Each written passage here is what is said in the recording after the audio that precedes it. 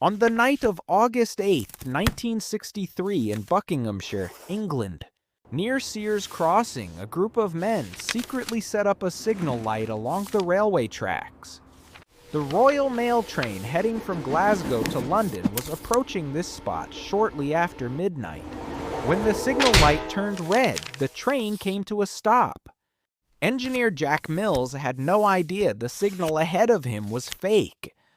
The men who climbed into the cab knocked him out with a miner's lamp. The rest of the train was driven by the crew to Bridego Bridge, their predetermined location. There, in less than 15 minutes, 15 men unloaded 120 sacks of banknotes from the train cars. The sacks had a total value of £2.6 million, which is over £50 million in today's money. This was the largest robbery ever committed in the UK up to that time. The crew bought themselves time by disguising the operation as a road accident to any nearby locals. In the first few hours, the police couldn't quite figure out what had happened because witnesses gave conflicting statements. The robbers moved the money to a quiet farmhouse on Leatherslade Farm, 27 miles away from the crime scene. The plan was to hide out there for a few days and wait for the trail to go cold. However, everything changed when a herdsman reported suspicious vehicle movement around the farm to the police. By the time detectives arrived at the farm, the house was empty, but the men had left behind clues in their hurry. They left behind numerous fingerprints on the walls and products because the crew fled before completely wiping down the house. These fingerprints became the turning point of the investigation. Within weeks, names began to surface. Bruce Reynolds was identified as the mastermind behind the operation. Charlie Wilson was held responsible for distributing the money. Until then, Ronald Biggs was known as a small-time criminal, and he was believed to have joined the crew at the last minute. In April 1964, more than 24 people were put on trial, and most of them received prison sentences of up to 30 years. And the court stated that these sentences were imposed as a deterrent. However, the story did not end there.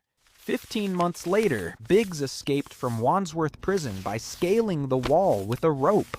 He first fled to Paris, then to Australia, and ultimately ended up in Brazil. Because Brazil had no extradition treaty with the UK, he evaded capture for 35 years. During that time, he gave interviews to journalists and even recorded a song with a rock band. In 2001, as his health deteriorated, he voluntarily returned to the UK and was imprisoned to serve out the remainder of his sentence. On the other hand, most of the stolen money was never recovered. Some sacks were recovered in wooded areas and several wads of banknotes turned up in different cities, but more than half of the total amount was never found. Jack Mills was never able to work as he used to after the strike to his head, and years later he passed away due to health complications linked to that injury. The person believed to be the mastermind behind the heist was never definitively identified, because certain names within the crew were mentioned only in rumors.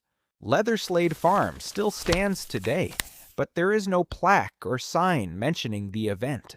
Some of Scotland Yard's original case files on the heist were kept sealed from the public for decades on the grounds of national security. This led some researchers to speculate that intelligence services continued screening the case behind closed doors. However, these claims were never proven. The fingerprints still remain in the archives. The lost money was never traced.